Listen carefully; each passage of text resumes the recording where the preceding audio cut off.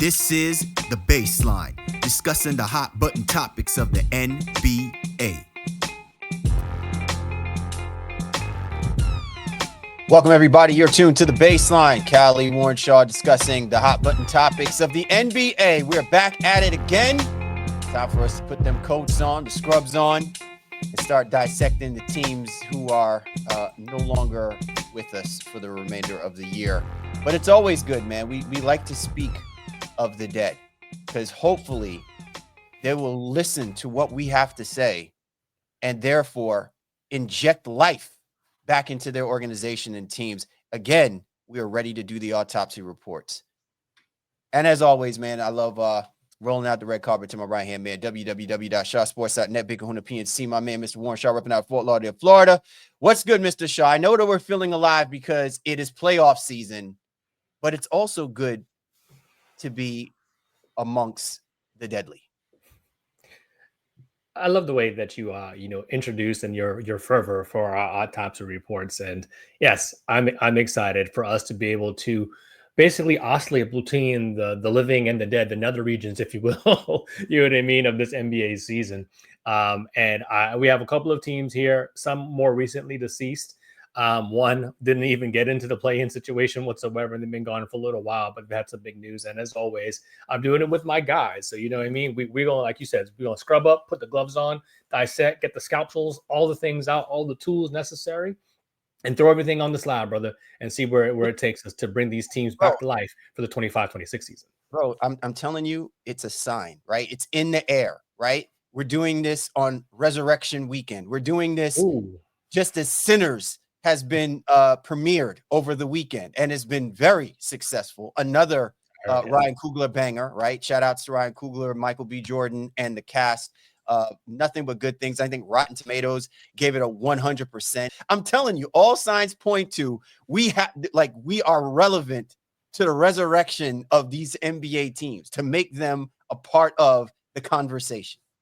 Well, I hope they appreciate it because, most people have already forgotten about them and no longer care, that they are no longer with us. But here we are to just try to give them really give their fan base, those who remember them, some new hope and some new light for what's to come here, in another couple months. Yeah. Listen, it wasn't too long ago. We were doing this on the regular for the Detroit Pistons. Look where they wound up, right? Mm-hmm. So anyway, we got a great show on tap for you. As always, man, just that time of the year, we start talking about the teams that are no longer a part of the playoff or the extended NBA season conversation. What is it that they need? What is it that they should be looking forward to, as far as going into next season? So we got three teams that we're putting on the slab. We'll be talking about the Dallas Mavericks, New Orleans Pelicans, and the Sacramento Kings. So can't wait to get into those teams. And as always, be sure to get at my man Shaw, at Shaw Sports NBA. Get at me at Game Face Lead, the show's Twitter handle at NBA Baseline, available on all major platforms. You know where to find us. Go to www.thebaselinenba.com to not only check this episode out, but also the great archive of shows that we have laid out. And we've been on a great run. So, if you've been wanting to find out who we are, what we're about, who's around in our circle, definitely check out our previous episodes. And we certainly invite you along our journey as we continue to cover not just the NBA, but the basketball culture in general. If you see us on the YouTube channel, we'd like to say hello to you and yours. And if you see the blue and white logo, that means that we are rocking with the 19 Media Group family. 19 Media Group, we running these content streets. So be sure to go to www.19mediagroup.com to not only check us, but also the great family of content creators that are a part of the 19 Media Group family.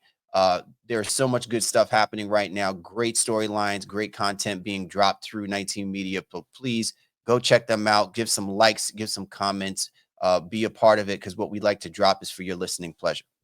With that being said, we're going to get ready to start talking about team number one, put them on a slab for the autopsy report. But before we do that, hey guys, springtime is here and baseball season is officially underway. So don't miss out on your chance to add your favorite players from the diamond in your Prize Picks lineup. Whether it's strikeouts, RBIs, or first inning runs, take your pick of more or less for your shot to win up to 1,000 times your cash today. Sign up today and get $50 instantly when you play $5. You don't even need to win to receive the $50 bonus. It's guaranteed when you use the promo code CLNS. Prize Picks is available in more than 30 states, including California, Texas, Georgia, and Florida. On Prize Picks, you can mix and match player projections from different sports, combine your favorite baseball players along with players from basketball, hockey, esports, and so much more. I might take Jason Tatum for more than 27 points and Juan Soto for more than 2 hits to mix players from my favorite teams in different sports. Or do you think Luka Doncic will get more than 5 3-pointers next week? You think Aaron Judge will get more than 4 RBIs? Cook up hot takes with you and your friends and win real money when you and your crew run your game on Prize Picks. Prize Picks, run your game. Coming up, Shaw and I start doing it big on the Autopsy Report. First team on the slab. Don't miss it here. All right, we're back. Callie Warrenshaw, Baseline NBA Podcast. Time for us to do our coveted Autopsy Report. First team that we're going to put on the slab, Shaw. Let's talk Dallas Mavericks. The Dallas Mavericks were unceremoniously exited by the Memphis Grizzlies. Now, I will give it to the Dallas Mavericks. You know, they made it so we should actually question maybe the Sacramento Kings. I know that there's going to be a point of conversation with regards to the Sacramento Kings, but I want to talk about the Mags real quick because I think so much has been thrown on what has happened through the course of since the NBA trade deadline, when obviously the big trade regarding Luka Doncic. And it's interesting, like I guess you could say when the media gets in front of some of the players are having like their own exit interviews, externally for us to get a feel and understanding of where their mindset is and how they feel, not only about what has happened over the season, but also, where they feel like they want to become, next year. And it was so funny that when they did this interview with Klay Thompson, yeah. I think in a way he felt very solemn. Like he felt like, man, I'm glad at least we came into this situation and we won at least the play-in game. Disappointed that we're not participating in the playoffs. And I think if you were listening to, you'd have been like, okay, that's cool. Like I can at least take that given what has happened to them in the last 3 months. But when the reporter asked him, he says, did you expect the turnout from when you originally signed, going all the way back to the beginning of the year? Did you expect it to turn out this way? And he's like, damn, man, why you got to put it on me like that? You know what I mean? Like, and I get it. I truly, genuinely get it. We talk about the Dallas Mavericks and the misfortune that they've suffered. But I'm really curious, Shaw, is that only what it is? Because I feel like no matter how you slice it, no matter what happens here, I feel like the ire of anger and disappointment is still going to be fixated more on how the moves were made, how it was executed, more or less than the actual execution of the moves that have taken place and where the Mavericks wound up being by the time that the season ended. The season for Dallas is defined by a loss, and not necessarily in terms of wins and losses in the record, but the loss of a franchise superstar.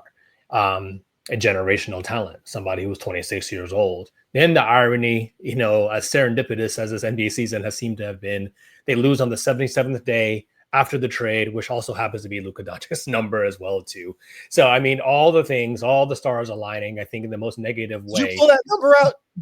I did not, but we might have to cut this to make sure if in case anybody from down, no, I'm just playing. It's just a wild situation. I mean, and Nico Harrison, I think just days before that, they gave this very cryptic and forced closed door, no recorders, use your pen and pad, press conference that the governorship, made Nico Harrison kind of do, where he just chants over and over, defense win championship, defense win championships. It doesn't even really matter like what happened on the court at this point. Now this is about, can they reset their culture to some degree here now, fix some of the ills that they have seemingly internally, even between governorship and general manager, and then some of the disconnect that seems to be there with the players and the coaches. This is where this all needs to start. And, we're seeing some hyperbole, in my opinion, about, Kyrie will be back earlier than a lot of people would think he'd be back coming from this injury. Like he could be back as soon as January, and may or may not be true. But I think that's more or less to to kind of put some sugar onto what is a very, very crappy situation here right now, in Dallas, as they go into an offseason where they don't have a lot of flexibility. Yes, there'll be rumored to try to make some other moves, and other superstars potentially, but you had a superstar that you didn't necessarily need to move on from. And it just kind of all circles back to what they did days before the NBA trade deadline in trading Luka Doncic. Shaw, I'm going to use this as my scalpel. I'm going to use this as my scalpel. It's really a box cutter, but I'm going to use this as my scalpel because I want to carve into the heart of what you just said a moment ago regarding Nico Harrison's philosophy about defense and defense winning championships. If defense is supposed to win championships, right? If that's what we truly believe, then how are we sitting there still saying that Jason Kidd is going to still be the head coach for the Dallas Mavericks? Now, I'm not saying that Jason Kidd is not a legitimate good head coach, but I think it's safe to say that Jason Kidd's repertoire has always been his ability to build a solid foundation of the guards down to the front court, right? Like he has had much more emphasis on getting players to buy into how he played the game of basketball. And remember, it took a long time before he actually became as defensively savvy. He was never great, but he was solid, right? I think the moves that were being made from the course of last year to get the Mavericks to the championship were defensive pieces. But at the end of the day, it always was a crapshoot because this still was a much more offensive-minded team. And Jason Kidd had always tapped into making sure that they were still as good offensively to be able to compete. And the defense kind of followed suit. Some of these guys had opportunities to shine. They were good players. But even Jason Kidd knew if PJ Washington wasn't on it, right? If who else did they have last year? They had Hardy. They had a couple of guys on there that were, streaky kind of players. But Jason Kidd put them in the best position possible. And it's great when you have Kyrie Irving and Luka Doncic, great offensive players, but marginally good defensive players. If the idea, the concept is that defense wins championships, then that mentality needed to have been adopted even in the offseason in their ability to just overall be a better defensive team. Nico Harrison does what? He goes and he signs Klay Thompson, who, by all accounts, Klay Thompson is a good player, but far from the defensive player that he kind of made his calling when he was with the Golden State Warriors. So even when you say defense wins championships, right? And I understand you go and you get Anthony Davis. Anthony Davis is not going to cover up the scars that was exhibited about the Dallas Mavericks and their ability to play good defense even before the trade was made, right? So it's just interesting to me that it's not going to be me saying, oh, Jason Kidd shouldn't be coaching the team. What I'm saying is that even if you're going to sell me on the idea that defense wins championships, it's more than just the players. It's also about the philosophy of what the coach is going to ask of his players to do, especially when most of those players that you have left on your roster were not good, solid players to begin with. You know what I'm saying? Like in that elk. You know what I'm saying? You can't just mask it up by getting a superstar player to start doing those things that was never a part of the system to begin with. So I'm going to find it interesting to see whether or not there's going to be a clash in the philosophy, because as good as Jason Kidd can be, he's only going to be as good as the roster that is being presented to him. And if there's a contradiction in how Nico Harrison makes the kind of moves and gets the kind of players he is, you're actually truncating the timeline for Jason Kidd's success. Dallas understands that they were a reasonably good defensive team the latter part of last season, even with Luka on the roster. So that's where it's perplexing, I think, for that. But again, this trade has been dissected and analyzed 1,000 times over. For me, where this season ends for Dallas is where everybody else is going to say they failed. And by all accounts, they did.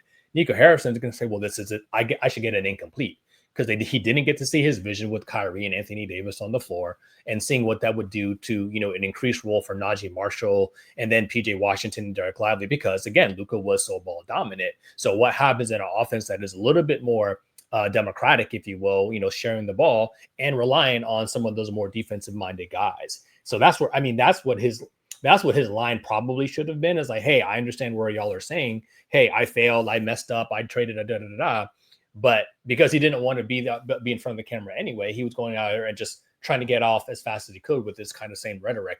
Really, it is an incomplete, but I know for all intents and purposes, this Dallas Mavericks team is far off from where they thought they were going to be last season at this time. Like, I mean, it's crazy. They were on the run to the finals, and now they're out, in the play-in tournament with a roster that is very, very much imbalanced, I think, as you're alluding to. But Anthony Davis and Kyrie Irving, both off injured stars that they're going to have to rely upon unless they do something really drastic over the course of the summer. And I don't know a move that's out there for them, especially with how cap strapped they really are, without upsetting the space of maybe trading Kyrie or flipping Anthony Davis again, which would be another disaster. So Dallas, it's going to be a tough and very, very long summer for Nico Harrison and company. It's going to be a tough and a long summer, and I appreciate that you're going to give, or are you giving him an incomplete? No, it's a failure. It's a failure. Okay. I'm just saying from his standpoint, he'd say, hey, I need an incomplete because I haven't seen my vision come to on the court. Right. So I think we vehemently will say that it's a failure.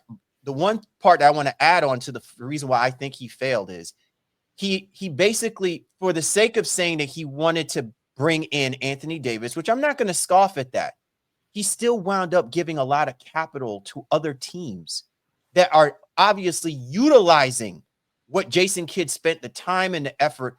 Max Christie, look at how he's being utilized.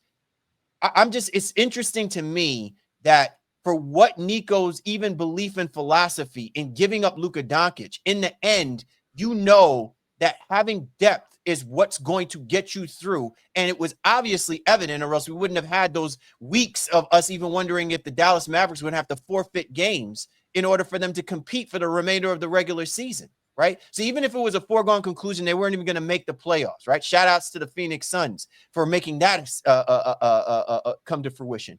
But even if that weren't to be the case, as an organization, it is incumbent upon you that you should not even be in that situation under those circumstances. And if it means, hey, I'm not going to give up these kind of guys that were part of what we did last year in order for us to be where we are, it better be really, really good. It would have to be really, really solid. Like, there would have to be no reason for us to question if Anthony Davis just is prone to injury, even if you had the freak accident to Kyrie Irving.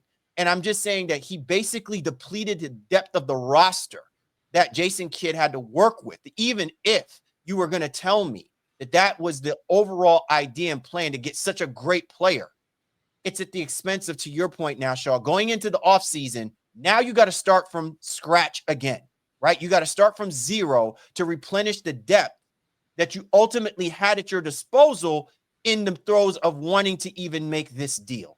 And that, to me, is where I think the biggest failure becomes, because I feel like even in the immediacy of that particular trade and what you're doing moving forward, it's still short-sighted. Even everything that Nico Harrison and the Mavs organization have done, from not the trade deadline, I want to say once they started going through their struggles, when they clearly weren't going to be one of the top two teams in the Western Conference, every move that they have made has been a short-sighted move that has not lent itself to getting any kind of long-term vision being put in place, even at the expense of having two great players that you've got in Anthony Davis and Kyrie Irving. We'll see what ends up happening with their own draft capital here, and if they decide to maybe move on from that in any way to kind of bolster the rest of this roster. There's a lot of conversations out there, a lot about who and what they might be interested in and how they might want to try to cobble some contracts together. But I think I think Nico has to be very careful about sending another mixed message, because if you basically swap your defensive pieces, if you will, for additional offense, you're just going to get criticized. And he put himself into this corner in this situation where I don't think he can make a right move, save getting, Giannis or something like that too for a bag of chips. And we know that's not going to happen. So, I've grown concerned for the culture of the Mavs organization, but also Nico Harrison, the human being. While this is a tragic professional mistake, some of the things that have come about on the attacks on him, I think personally, and the death threats and the whole nine, like obviously that's way too far. It's way too far for any man or any person to have to deal with on the sake of a job. But this Dallas Mavericks organization is a proud one that seems to be in a little bit of disarray right now. all stemmed by what they did, in February. Too much brunch with Jerry Jones. That's probably what it is, man. They brunching way too much with Jerry Jones. You're tuned to the Baseline. Callie, Warren Shaw discussing the hot button topics of the NBA. Coming up, we got another team that we're ready to put on the slab, man. We're going to talk about the Sacramento Kings. What a disappointing way to go out. And now couple that with some immediate moves that were being made. Are they solid moves? Can't wait to get where we come from when we talk about it. Don't miss it here on the Baseline. We are back. Callie, Warren Shaw, Baseline NBA podcast, and our coveted autopsy report. Time to put the Sacramento Kings on the slab. What more can be said, Shaw? What a disappointing way to go out. You had home court advantage in the play-in situation. And by all accounts, I'm sure that there was a glimmer of positivity in that, given what they did in firing their head coach, Mike Brown, bringing in Doug Christie, they kind of figured out a way to turn things around. Despite moving on from their arguably, one of their star players, right? Supposed to be cornerstone player in De'Aaron Fox, they figured out a way to get into the play-in situation. And everything was lined up where you had a hobbled Dallas Mavericks team. You really didn't even know what kind of roster Jason Kidd was going to be able to cobble together. You didn't know what the percentage of ready to play or readiness to play would be for Anthony Davis. He comes out and he just basically owns the Sacramento Kings. And so the exit interview, so to speak, for the Sacramento Kings is, what was that all about? Right? Like, it's kind of like, why'd you even bother showing up? That's what the sentiment feels like. And I feel bad because, again, it just feels like the Kings can't get out of their own way. Sacramento is a rough organization from the top all the way down. And we are so far gone from the vibes of, 2-3 seasons ago, Mike Brown bringing them to their first playoff run and coach of the year and all of that to this. And they're basically the Sacramento Bulls. You have LaVine and DeRozan on this in an odd pairing that wasn't working in Chicago. So let's not see if that can work here in Sacramento.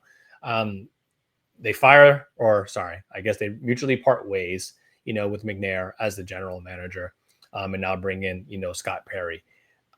This team does seem to lack a lot of direction. They have 9 guys under contract going in for next season. Roughly about $160 million already committed in that. Obviously, the bulk of that is Sabonis, LaVine, and DeRozan, but not a whole lot of excitement around that. A guy who I know you love close to your heart, Keegan Murray, continues to just kind of just be on the roster. I guess you could say flashes and sparks here and there, but nothing that really gets you super excited.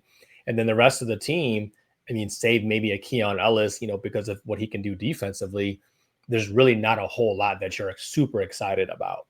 And this is a hard space to be, because then you basically are like the Chicago Bulls in the Eastern Conference. You're consistently going to be in this 9-10 range, good enough to get 30 plus wins, but not good enough to really be a threat in anything. And then therefore you're not rebuilding. I'm really interested to see what happens this summer with Sabonis. And does he go the route of Fox, or rumored what Fox did? Does he also say, hey, you know what? Hey, that's my time. This has been fun, or maybe not so fun, but is there another place that I can ultimately go? Sacramento is in disarray, but we'll see what Scott Perry comes in and is able to do. He's going to have a conversation with the players, obviously have a conversation, with Doug Christie as well, and then ultimately figure out a direction. I'm not sure what their draft capital is going into the summer as well, too. So that's something, but I know these are pieces that even if you were trying to, maybe Sabonis gets you something back, but I think they do need to kind of tear things down here, because this is a little bit rudderless in my opinion. I want to do something interesting, Shaw. I want to do a little experimentation. Body ain't going nowhere. It's pretty dormant right now, right? It's pretty stiff there, so ain't gonna move.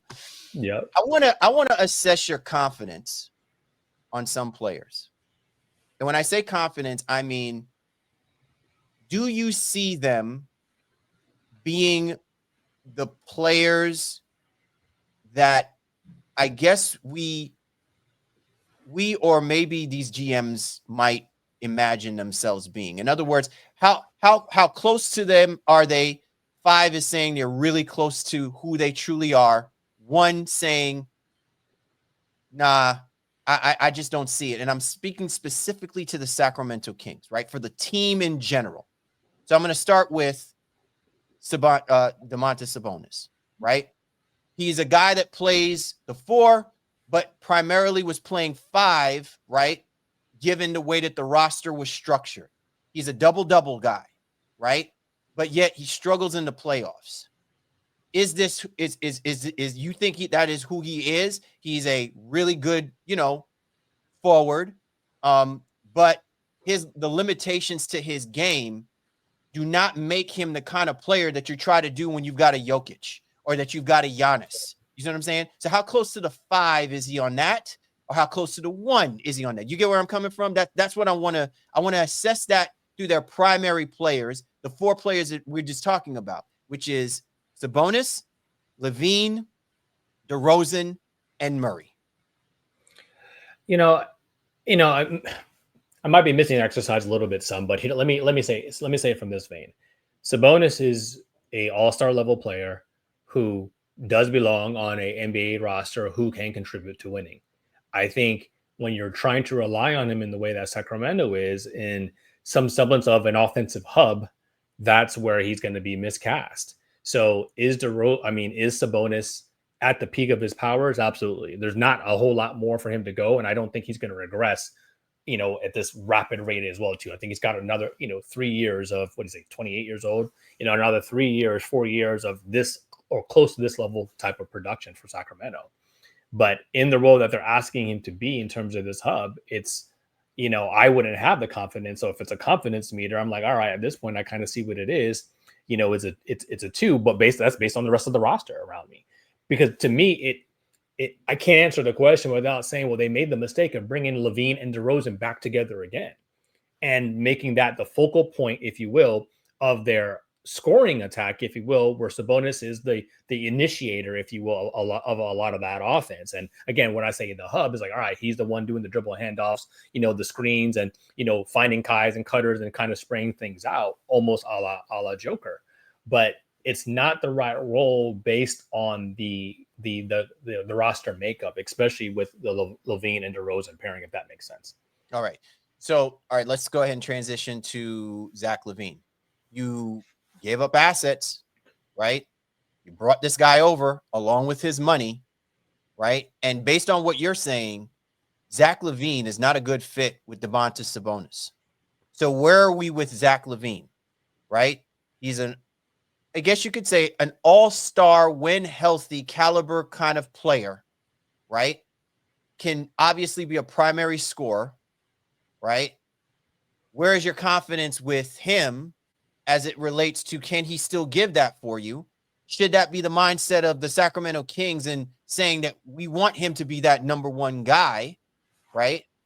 Or do you see him on the other side of that scale, the 1 side of the scale? Like, listen, this is it was an admiration what we're seeing because he's healthy. I have no confidence that I'm expecting to see this throughout the course of all of next year. It's not about production. I think I want to continue to utilize the terms empty calories or whatever. I think LaVine is a guy who can get his numbers. LaVine is a guy who can actually hit clutch shots and obviously keep you in the game. What he provides offensively is valuable, especially the first part of this year. He was very efficient in Chicago, shooting the 3, over 20 a game, everything, the free throw shooting. He can be a valuable guy. But if he's your lead guy, the guy who you need to score, you need to lift others up when it comes to like the intangibles of being like a captain on a team and even a veteran at this stage of his career, that's where he's going to miss the mark. Like, while I think he's transitioned and he had an Olympic run, I think, if I remember correctly or whatever the case may be. Yeah. And it was like, all right, well, he's going to try to like play a little bit differently. That hasn't really carried over, since that time. And now he's just like, he's kind of like, hey, I'm going to get mine, because he feels like, well, I'm the best offensive guy, in terms of shooting the basketball on this team. And on most rosters, he has been. But same thing, miscast. If he's your number 2, fine, fine. But the problem here is that they don't have a number 1 guy.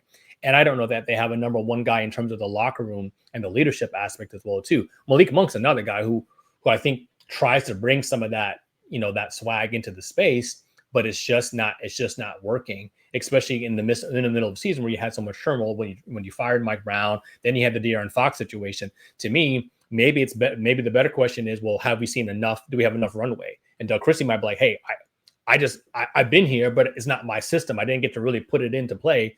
Then we traded guys in the middle of the part of the season. So give me a full summer. Give me a training camp to truly get my system into place with this roster, and maybe we'll be different. I don't think they will, but that seems to be the common theme when situations like this happen for middling franchises. All right, let's go to Keegan Murray, right? Listen, legitimate question here. Keegan Murray, to me, he could be a quiet killer, but I think this season he's just been completely mummified, right? Like I there's nothing. He was just so non-existent. He had a couple flashes at the beginning of the season that made it look like, hey, this guy really, maybe Mike Brown sees it. This is his opportunity for him to step up and step out. And who knows, maybe that would have changed the dynamic about the appetite of moving to get a guy like Zach LaVine. But now that you got Zach LaVine, I fail to see where having Keegan Murray, there's no way that the two of them can be on the floor together.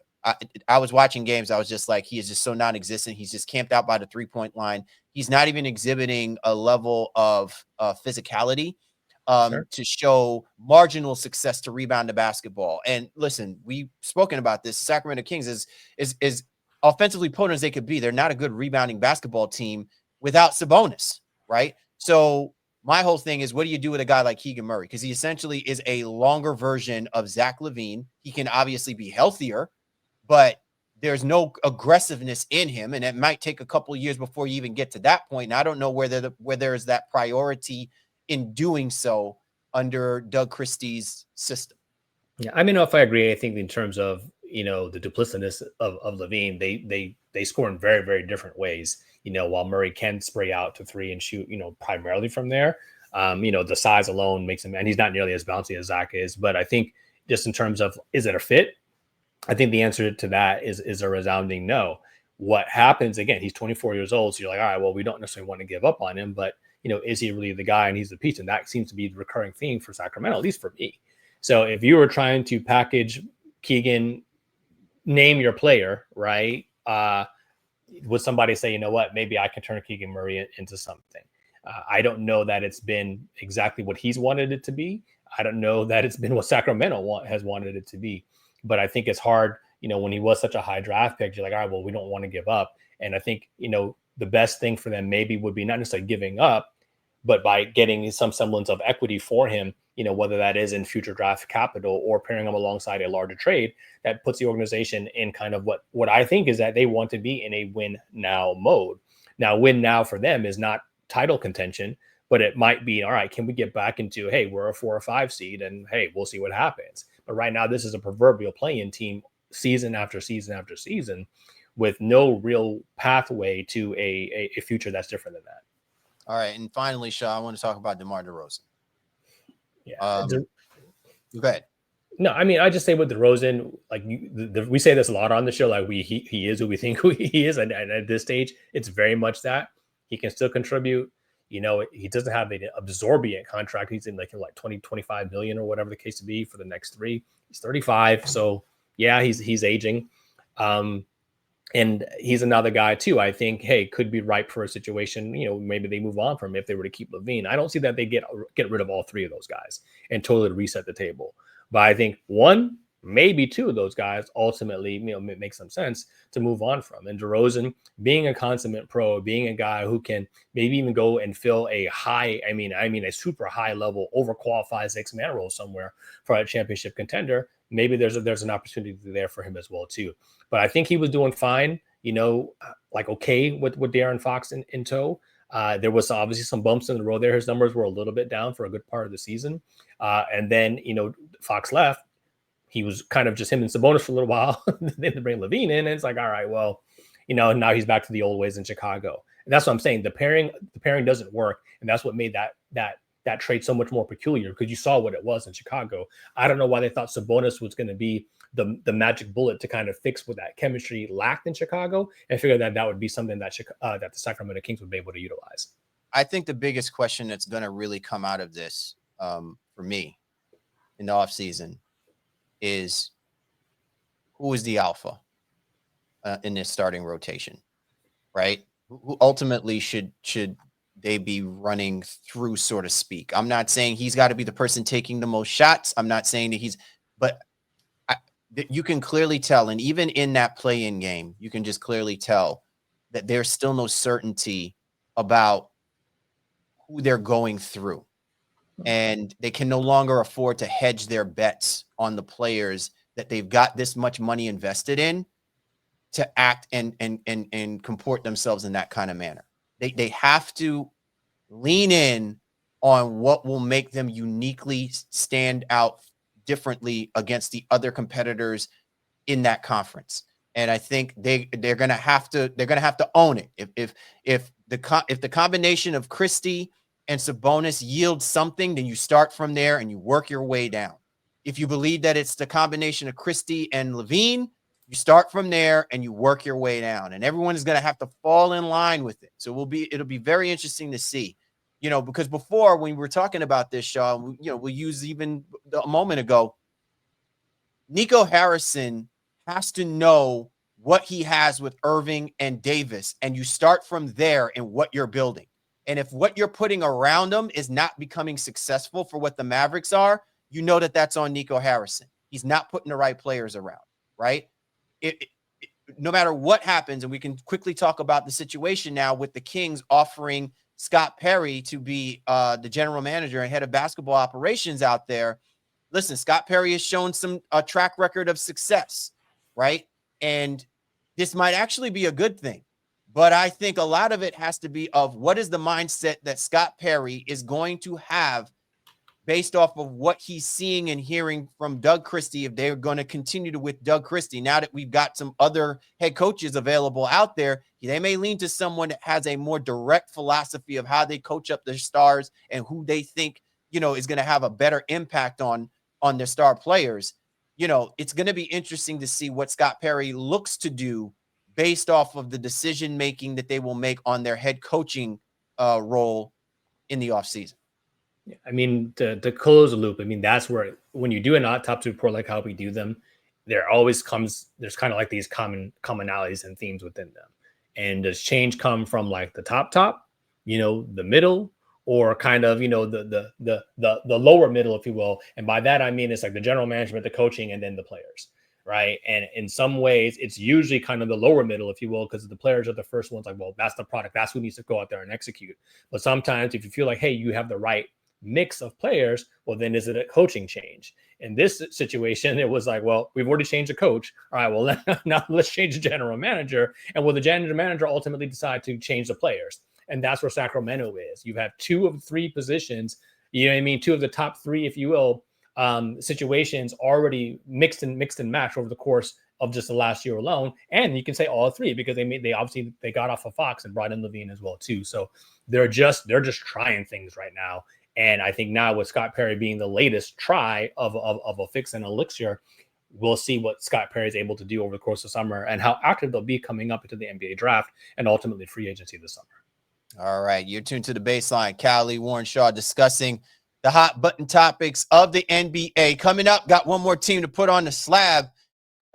It's our, this is Tres Leches, man. This is our Tres Leches episode. We always like to do a threesome here on this episode, man. Put three on the slab, man. Put 3 on the slab. We'll be talking about the New Orleans Pelicans. Don't go anywhere. Baseline, Callie, Warren Shaw. We are back, Callie, Warren Shaw, Baseline NBA podcast. Time for us to discuss the New Orleans Pelicans on our coveted autopsy report, Shaw. And so since we were just talking about, upper management moves being made, obviously the big conversation that also was dropped, which kind of lent itself for us to have, or at least, throw the Pelicans into the mix here, is the fact that the Pelicans have parted ways with David Griffin is the executive. So with that being said, let's not sugarcoat nothing, man. The New Orleans Pelicans had a disastrous season. There's just no getting around it. Feel bad for Willie Green.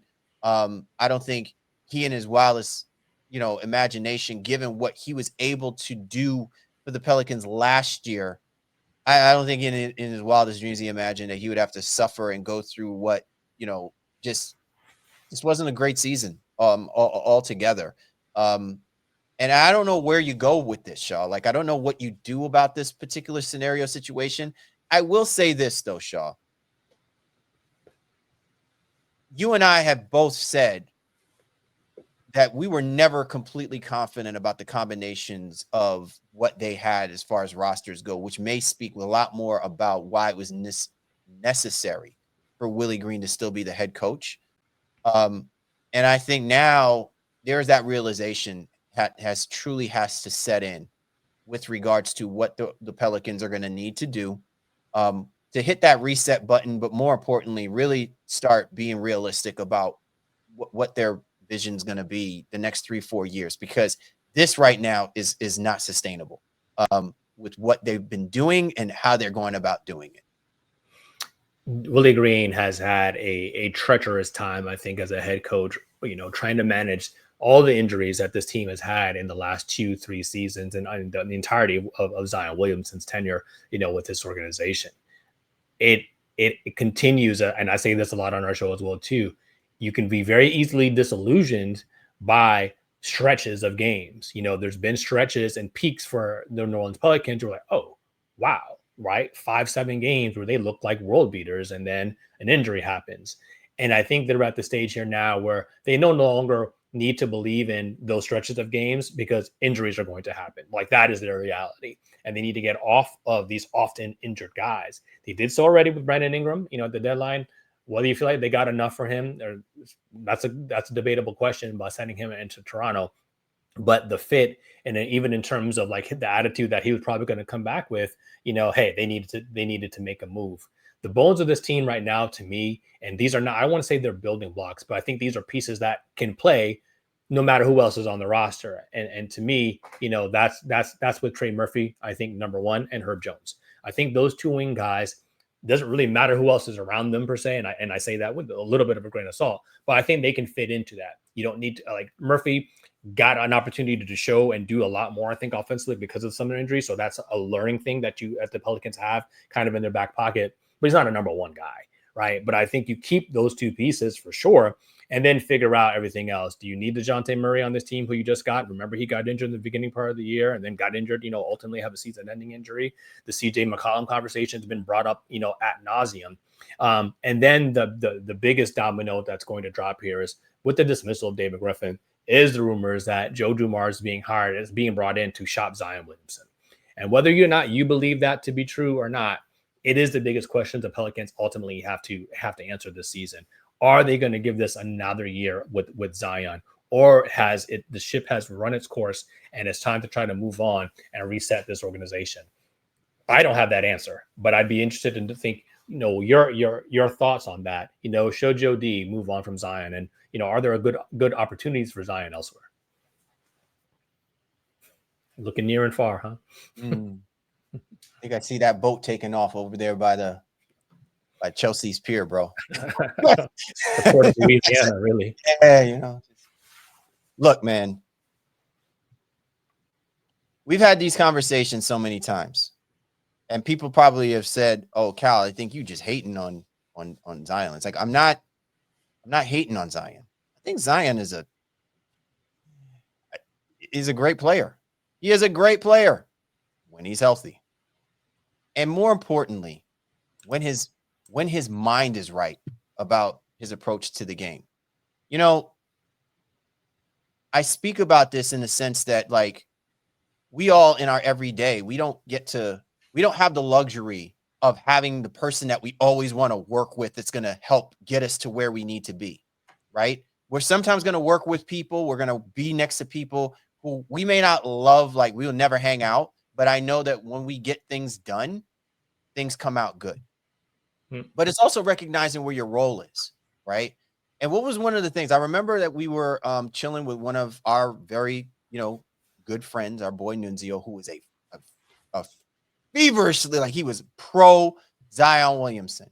And what was the first thing that I think we had our conversation? It is going all the way back to, during our wedding weekend. The first thing that I said is, Zion Williamson, to me, is like a 1B, 2A kind of player. Those kind of tools that he has could certainly make him an alpha. But how he goes about his business and how he handles these things and how he goes about doing those things, to me, exhibits somebody that he needs someone next to him that is going to put him in the best position possible so those numbers actually mean something, so that they actually have weight to what's going on. The Pelicans have been so hardened on making him the guy, not recognizing that there were moments of, and I want people to understand when I say lack of maturity, it is not as something to diss someone. It is simply what it is because the kid was young. He did not exhibit captain leadership-like kind of qualities for what that talent demands. And he didn't know how to handle it. And you've seen it. It was exhibited on and off the court because his availability to be on the court when they needed him and the things that were going on off the court that became more of a distraction to what this Pelicans team's expectations were. Shaw, wasn't it a few years ago that we were talking about how the New Orleans Pelicans ultimately would have been the best team coming out of the Southwest Division? What has happened in those 5-6 years that Zion Williamson has been, quote unquote, the pillar of the New Orleans Pelicans, the backbone of the New Orleans Pelicans? Where have the Pelicans been in the conversation of the division? Forget the conference, just the division in and of itself. The only reason why we even speak about the New Orleans Pelicans having relevancy is because when they went and they got Willie Green, we actually saw how good of a coach Willie Green could potentially be. And when you give him players that he can coach, he can develop, he can implement, put out there, extract, you can see that they play hard, they hustle, they compete. But then when he has to lean on these superstar players who don't clearly exhibit or show the maturation of understanding or the gravitas of what's necessary to compete in that conference, when you're in the likes of Ja Morant, the likes of a Luka Doncic and a Kyrie Irving, right? This is pre-Anthony Davis coming over. When you're in the throes of that division, you can ill afford to just kind of go through the motions and you'll eventually, it'll just come to you because you're just so naturally gifted at putting the ball through the hoop, right? There was just more that was commanded. Then they went and they made that move to get, CJ McCollum, right? Which again, CJ McCollum, solid player, definitely a guy that could be a good face, but nowhere in any imagination did I say he should be the leader to help guide, a Zion Williamson, because even we questioned that when he was playing next to Damian Lillard and the Portland Trailblazers, right? So all of these things shall really come to, and it'll be very interesting to see how Joe Dumars cultivates, because Joe Dumars had his stint where he elevated the Detroit Pistons, put them in that position. They were winning championships, and then everything just kind of dropped off, and he's been very silent. He's been more on the back end of things, having an influence on the back end of things. Now I think he comes back to the forefront to an organization that is completely in disarray. And I think it really comes down to, does he lean in knowing that he has a really good coach in Willie Green, and he's going to get Willie Green the kind of players that allow him to thrive as a head coach? Or are you just going to continue to keep doing what the Pelicans keep doing, is hoping and praying for that unicorn to land, and then you find a way to just be blinded by what all of that means, and he does not show and exhibit the level of maturity to be the backbone for a struggling franchise? It's like people talk about how the Pelicans are cursed. These are those moments when they lean so far into what just their one player that they do nothing to ensure that even if that player is not the perfect player, the player that they envisioned, that they have a roster that's going to go out there and be competitive for years to come or years to move forward with. I mean, I think they would argue the fact that, hey, they did get Trey Murphy and Herb Jones and those guys, but they also got hurt, right? To me, this is the team's true Achilles heel. Nobody can stay healthy no matter how good or bad they are. Everybody on the roster goes through long stretches of games. Can I rebut on something? Can I rebut on something real quick, though, Shaw? I'm sorry. I agree with you. But where I disagree with you is that how long does it take before we actually start speaking about the Trey Murphys? How long does it take before we actually speak about the Herb Joneses? Because they still keep leaning on the Brandon Ingrams and the Zion Williamsons, right? Like, I don't have a problem if a player gets injured and, goes through the motions. What I have a problem with is there are guys who are completely eating minutes and opportunities for guys who have shown that they are more reliable and can work more within the system that Willie Green has for those guys. And he spends time with those guys, but it's hard to ask of them, just be patient, just take a back seat. They see what's going on, what the happenings are with some of these guys and some of these players. And I think that in and of itself is what's causing a lot of the conflict that is taking place, and I guess, I think, Jose Alvarado was hurt. Jordan Hawkins was hurt. So it doesn't even matter if it's a star player or a role player or any of the bench guy. They all went down at certain points this year for extended periods. And that's not to excuse, their reliance or maybe even over reliance on BI and Zion Williamson, I think at times, but it's hard to just feel the roster. I mean, DeJounte Murray got hurt literally the first game of the regular season, came back and then ultimately played whatever X amount of games and got hurt for the rest of the season. Like when you talk about curses, while we're not necessarily superstitious here, something needs to change in terms of the aura around this team. And that has to, I think, at this point, start with the players on the roster. So BI was the first domino to drop.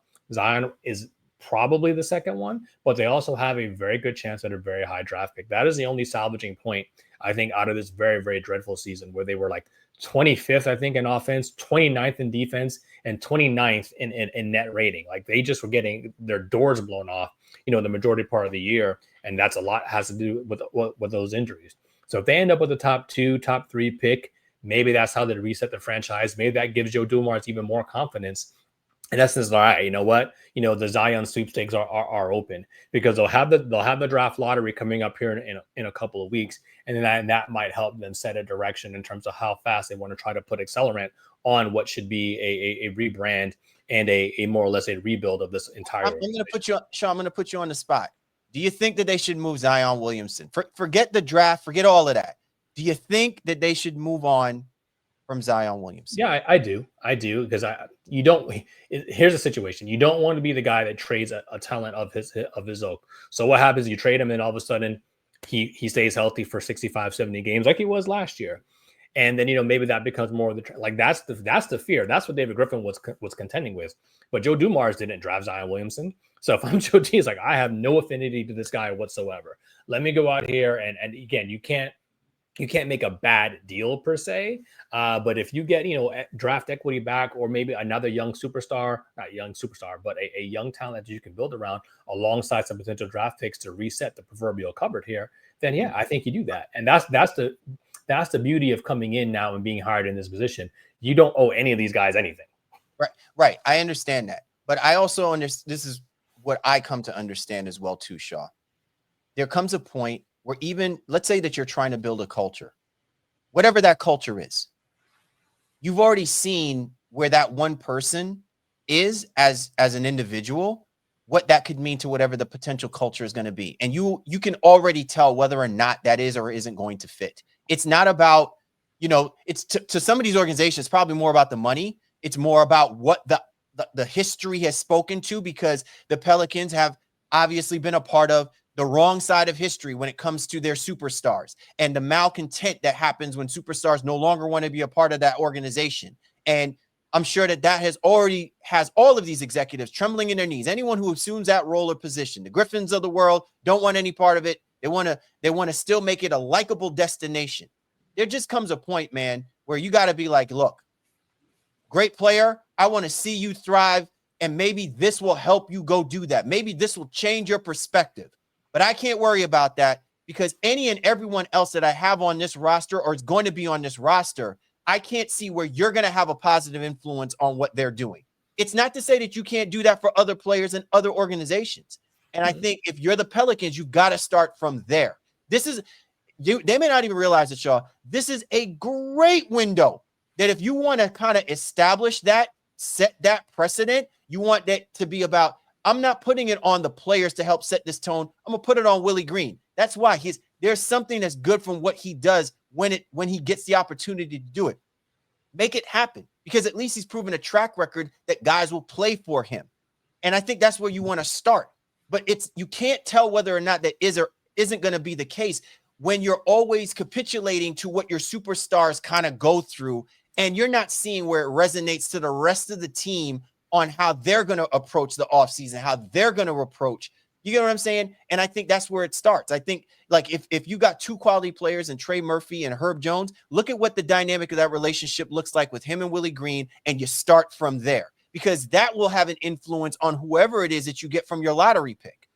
Now, if you're going to start with your lottery pick, what do you think that's going to say to guys like Trey Murphy and Herb Jones, who essentially busted their ass in an otherwise disappointing season? That's like me being nice. And at the end of the day, they're still being marginalized for their efforts on how they can have an influence on the culture. I think, but then you still have to be careful, because I those are pieces you want on the roster, not guys who you want in super feature roles. They need to be star in the roles, but not stars of the team. And so for me, I think the best case scenario is that they get a high draft pick and they trade Zion. Maybe they flip Zion. I don't think anybody out there is going to take the risk of giving the Pelicans like a top 5 pick for Zion. But you can maybe get in the lottery, because the talent is still very intoxicating, right? So if you, I don't even know what team, whatever it is, or what the case may be, but let's say the draft lottery comes out here in a couple of weeks, they end up with the top 2, top 3 pick, fine, they keep that. Then they also say, hey, no, we're going to flip Zion, and they get another lottery pick. It gives you 2 bites at the apple to get 2 lottery style guys in here to reset that roster immediately. And I think Murphy and Jones are still young enough in this sense where, hey, they can be a part of something special. Then maybe they do get featured for a little while these young bucks are kind of learning their way. But to me, CJ McCollum also probably has to go in that. You can keep DeJounte for stability at the point guard position, assuming he can be back, at the beginning part of next season. But that to me is the best case scenario for them. Get a high pick, flip Zion for a lottery pick this year, and start your timeline immediately. I want to ask you this. If you look at the Houston Rockets roster, right? If, let's say, we assume that everybody is completely healthy, Dejounte Murray, CJ McCollum, Zion Williamson, do you think the Houston Rockets still have a better roster than the New Orleans Pelicans? Yes. I mean, in short, yes. I think Udoka is also a better coach than Willie Green at this stage, even though Willie Green's been doing a little bit longer in terms of at least in the head coaching seat. Udoka obviously has been around the league for a very long time. But I think the Rockets pieces fit together better. And then they're in line in essence to maybe go after a KD this summer, even seeing how this playoff run ultimately goes here as we're recording. They're still in the first round. So, but this Houston Rockets team, I would take them 1,000 times out of 1,000, even with a healthy New Orleans Pelicans team, just because I think their pieces fit better, and the way that they're coached, especially with the defensive principles in mind there too, they just have a longer runway.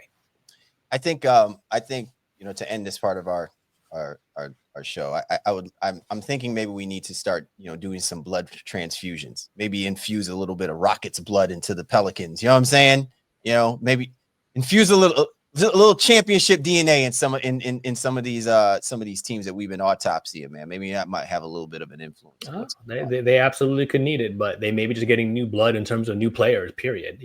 But there's something about having that proverbial dog in you as well that can catapult you into a stratosphere of the NBA that not many can reach. And New Orleans seems to lack that. And your point earlier about Zion, it's not always about the talent, but it is about the mentality. And while some people around him say, hey, he's very competitive, there's just been too many naysayers and negative comments around him, surrounding him for my liking, to think that he's really like the pillar of a franchise that you can truly build around. Yeah. Listen, again, great talented player. And hopefully, like what we're talking about here, the situation that happened with Luka Doncic being moved to the Los Angeles Lakers, those things that reflect negatively on you, if they take it as a level of motivation and we see a transformation in them, we see a mindset from that player, who's to say that it wasn't necessary that it had to get to that point for us to be able to now witness what we're witnessing? And I think we're still in that same level of waiting mode when it comes to Zion Williamson. And so that's the reason why, to me, and I think to you as well, saying it clearly is never going to happen if he continues to play as a New Orleans Pelicans. And I think that is where they need to start really thinking about moving on from that, even if it's at the expense of the organization prioritizing themselves first. If you're Zion Williamson, I think you need that as well too. Look at what happened to Anthony Davis, right? We don't get the kind of Anthony Davis that we do get if he doesn't get moved the way that he got moved to the Los Angeles Lakers. And the Los Angeles Lakers can thank the Pelicans for that. Experience serendipitous there. Nice bow, sir. Very nice bow. Shout out to our boy Jabari Davis on that one. Anyway, man, this has been a great episode, man.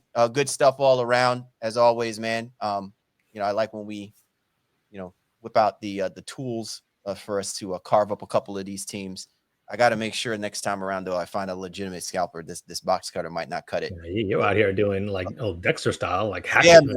Listen, I'll make it work with whatever. So, anyway, some will say they're dead. It doesn't matter anyway. So I guess.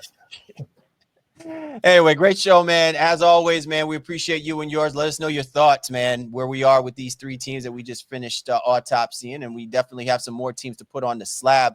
Once again, man, for the baseline, Callie, Warren Shaw, we appreciate you guys. Thanks for hopping on board with us this week, and we'll catch up with you next time.